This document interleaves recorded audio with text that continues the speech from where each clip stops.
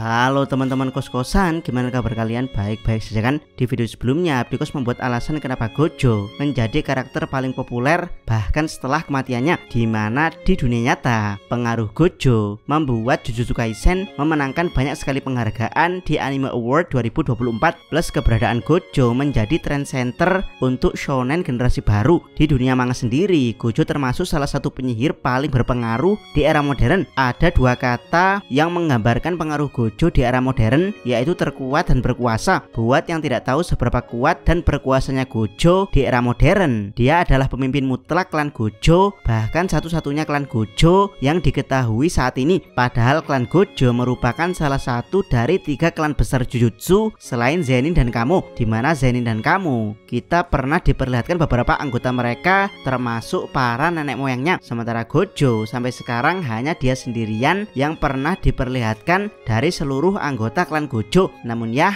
meski hanya dia yang ditunjukkan, tapi keberadaan Gojo sendirian sudah mampu membuat semua klan tunduk di hadapan klan Gojo. Bahkan secara spesifik, markas pusat Jujutsu dan para petingginya juga tunduk terhadap Gojo. Gojo adalah gambaran kelas spesial yang sering melanggar undang-undang Jujutsu. Walaupun sebagai pemimpin klan, dia ikut menyepakati undang-undang tersebut bersama 3 klan besar dan pemerintah Jepang. Bahkan saking berkuasanya Gojo, di Jujutsu Kaisen volume 1 pernah dijelaskan kalau Gojo bisa melakukan apapun dengan gelarnya sebagai yang terkuat plus pemimpin dari klan Gojo. Gojo berusaha semaksimal mungkin untuk tidak terlibat dengan apapun kecuali dia mau atau dia terpaksa. Jadi ya, intinya suka-suka Gojo. Yap, dengan gambaran kekuatan dan pengaruh yang sebesar itu, harusnya Gojo bisa dengan mudah menggapai semua tujuannya. Namun ternyata banyak hal-hal yang gagal digapai Gojo meski dia punya kekuatan besar untuk melakukannya. Yap, apa saja kegagalan tersebut? Yuk langsung aja kita mulai pembahasannya. Check it bro.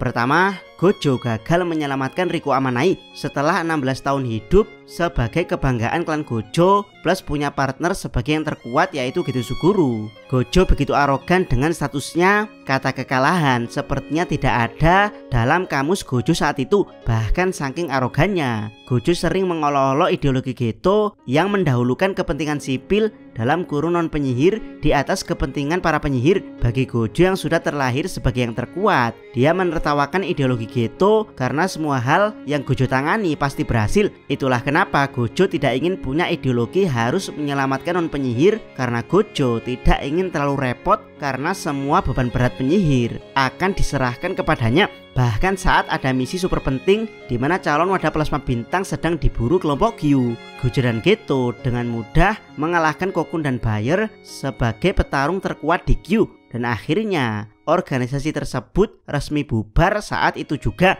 Hal ini membuat Gojo semakin jumawa. Bahkan saat datang para pemburu Riko, Gojo dengan mudah mengatasi mereka, bahkan dengan mudah menyelamatkan Misato Kuroi yang diculik di hari pertama misi penyelamatan. Sehingga waktu tersisa mereka habiskan untuk liburan penuh di Pulau Okinawa. Yap, dari sini Gojo benar-benar di puncak terlemahnya arogansi dan status tidak pernah gagal membuatnya lengah. Gojo tidak sadar bahwa ada Toji sebagai mastermind yang merencanakan untuk membunuhnya. Hingga ketika kembali ke SMK, Gojo berhasil dipecundangi Toji di ronde pertama, bahkan dibuat mati suri oleh Toji, di mana kematian sesaat Gojo ini membuat Toji berhasil masuk ke makam bintang dan membunuh Riko Amanai. Dan ya, inilah pertama kalinya dalam sejarah 16 tahun di kehidupan Gojo sebagai manusia paling diberkati dipermalukan oleh seseorang yang bahkan dianggap aib oleh dunia Jujutsu.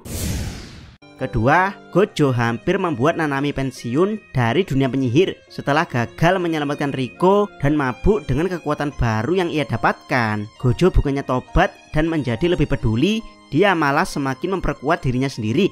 Dia fokus mengotak-atik teknik limitlessnya, membuat Infinity-nya bisa bekerja otomatis untuk memilah benda berbahaya atau tidak, meringkas segel tangan teknik kutukannya, dan dalam proses mempelajari teleport serta domain expansion. Dari sini Gojo resmi menjadi yang terkuat. Sepertinya kegagalan Gojo dalam menyelamatkan Riko yang diiringi tepuk tangan non penyihir membuat ketidakpercayaan Gojo terhadap ideologi Geto berada di titik terendahnya. Gojo di level ini hanya fokus pada kekuatan sehingga banyak misi diambil alih oleh penyihir lain, hingga tibalah Nanami dan Haibara mendapat misi yang salah identifikasi. Mereka yang masih kelas 2 SMK dipaksa berhadapan dengan roh kutukan tingkat tinggi yang membuat Haibara tewas. Dari sini Gojo langsung mengambil alih misi dan tentu saja bisa diselesaikan dengan mudah. Namun ya, semuanya terlambat karena kematian Haibara membuat Nanami depresi dan akhirnya menyerah dengan potensinya sebagai seorang penyihir hebat.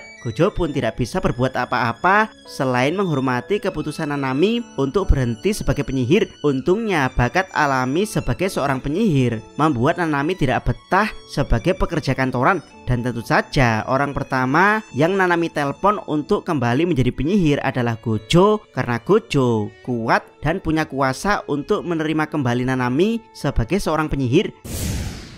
Ketiga, Gojo gagal menyadari potensi jahat Geto. Setelah kepergian Nanami, Gojo punya masalah baru karena Geto yang punya ideologi heroik untuk mementingkan non penyihir di atas para penyihir tiba-tiba menjadi pengguna kutukan jahat setelah membunuh semua penduduk desa sendirian. Yap, dari sini Gojo yang saat itu sempat fokus pada egonya untuk memperkuat diri ternyata tidak hanya membuatnya kehilangan Nanami, tapi juga gagal menyadari kalau Geto ternyata punya potensi menjadi penjahat. Dan ya, percaya atau tidak, salah satu alasan Geto menjadi jahat selain mulut perawan tua dan kematian banyak penyihir adalah karena Gojo Satoru yang awalnya berdiri sejajar dengannya sebagai yang terkuat. Tanpa Geto sadari, dia telah jauh melampauinya dan menjadi yang terkuat sendirian. Sehingga saat Gojo berusaha menyadarkan Geto yang menjadi buronan, Geto hanya menjawab dengan sebuah pernyataan, apakah kau yang terkuat karena kau Gojo Satoru atau kau Gojo Satoru karena kau yang terkuat? Tentu saja Gojo tidak bisa memahami pernyataan Geto ini,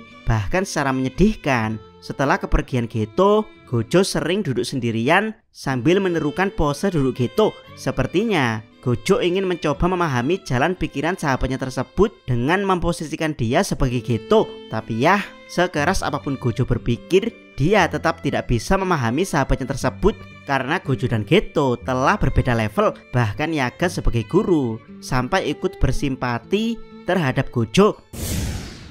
Keempat, Gojo gagal menyelamatkan tubuh Geto. Satu hal yang bisa Gojo pahami dari sosok Geto yang bertransformasi menjadi penjahat adalah Geto tidak akan terlalu kejam pada para penyihir dibandingkan pada para non penyihir. Dan ya, hal ini membuat Gojo berhasil menyadari kelemahan Geto hingga akhirnya Geto dikalahkan oleh Yuta. Sebelum benar-benar membunuh Geto, Gojo sempat membisikkan sesuatu yang mana bisikan Gojo dijawab oleh Geto dengan kata-kata, setidaknya kutuklah aku sedikit saja di akhir hayatku. Yap, apa yang dikatakan Gojo sehingga Geto tersentuh sampai-sampai ingin Gojo mengutuk kejahatannya sebelum kematian. Banyak yang menduga yang saat itu dikatakan Gojo sebelum membunuh Geto adalah tidak peduli apapun keadaanmu, kau akan selalu menjadi sahabatku. Mungkin inilah yang menyebabkan Geto tobat sebelum mati dan akhirnya bisa berinteraksi dengan Gojo sebelum Gojo mati. Dan ya, pertobatan Geto inilah yang membuat Gojo lemah sehingga dia tidak tega untuk mengkremasi mayat Geto. Dia menyerahkan mayat Geto pada Shoko yang kemungkinan oleh Shoko hanya dikuburkan, dan akhirnya tubuh Geto diambil alih Kenjaku. Kelima, Gojo gagal menyadari otak penyerangan Goodwill Event. Sebenarnya teror Kenjaku sudah dimulai sejak penyerangan Jogo. Namun ya, saat akan membunuh Jogo, Gojo dihalangi oleh Hanami. Kemudian teror Geto lanjut ke Arc Mahito. Namun tugas ini diserahkan Gojo pada Nanami sehingga Gojo belum bisa menyadari Kenjaku sebagai dalang. Yang paling parah tentu saja di Goodwill Event, di mana Hanami yang sebelumnya pernah menyelamatkan Jogo kembali, plus Mahito yang pernah dihadapi Nanami juga kembali. Tapi ya, Gojo masih belum bisa menyadari kalau para kutukan bencana yang selama ini bergerak dikoordinir oleh seseorang. Puncaknya Juzo yang tertangkap diinterogasi dan dia mengatakan kalau seorang biksu tanpa gender dalam kurung Uraume mengkoordinir dia. Yap, penangkapan dan penginterogasian Juzo adalah salah sasaran karena tugas untuk mengkoordinir para pengguna kutukan jahat seperti Juzo dan Shigemo diserahkan pada Uraume, bukan Kenjaku. Keenam, Gojo dipenjara di Prison Realm. Yap, buat yang tidak tahu, Goodwill Event terjadi paling cepat 1 bulan setelah bulan Juli tanggal Yuji masuk SMK Jujutsu. Jadi kemungkinan besar Goodwill Event terjadi di bulan Agustus atau September. Tapi Abdikos lebih condong ke bulan September karena Yuji sudah cukup kuat di Goodwill Event dan pengkhianatan Mekamaru hampir terbongkar. Jadi ya ada waktu 1-2 bulan untuk menyelidiki Kenjaku sebagai dalang di balik serangan terorganisir di Goodwill Event. Tapi ya dalam waktu 1-2 bulan tersebut Gojo hanya mampu pada kesimpulan ada 2 pengkhianat.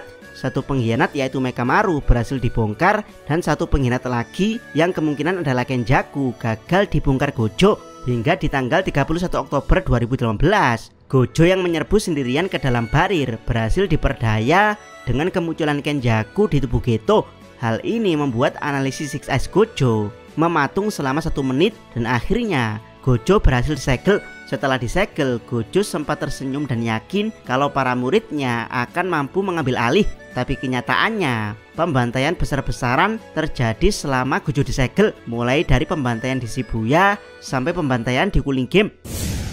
Ketujuh, Gojo mati di tangan Sukuna setelah dikeluarkan dari Prison Realm. Gojo menyadari kondisinya yang kurang pas untuk bertarung dengan Sukuna, Uraume, dan Kenjaku. Dia pun menyetujui untuk jadwal pertarungan tanggal 24 Desember 2018.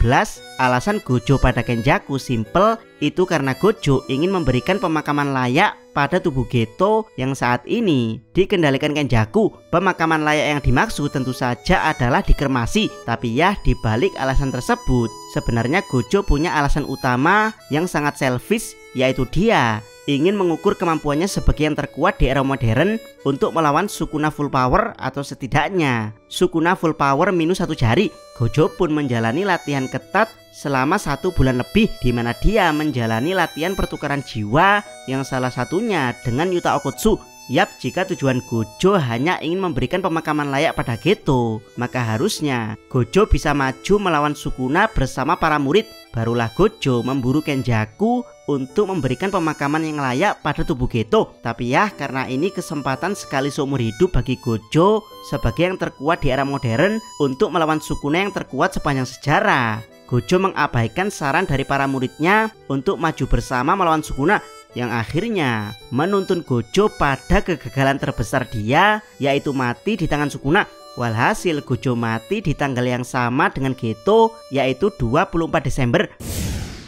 Kedelapan, Gojo gagal memberikan pemakaman layak pada Geto. Sebenarnya meski Gojo mati, impian dia untuk memberikan pemakaman layak pada tubuh Geto masih bisa diwujudkan oleh para muridnya, atau minimal tubuh dia bisa dikremasi bersamaan dengan tubuh Geto jika Kenjaku berhasil dikalahkan. Tapi ya, Yuta membuat Rika memakan tubuh Kenjaku untuk mengcopy tekniknya. Sebenarnya kegagalan ini masih 50-50 karena bisa saja Rika hanya memakan otak Kenjaku bukan tubuh Geto. Tapi ya jika Rika memakan keseluruhan tubuh Geto dan otak Kenjaku, maka fix Gojo telah gagal memberikan pemakaman layak untuk tubuh sahabatnya tersebut.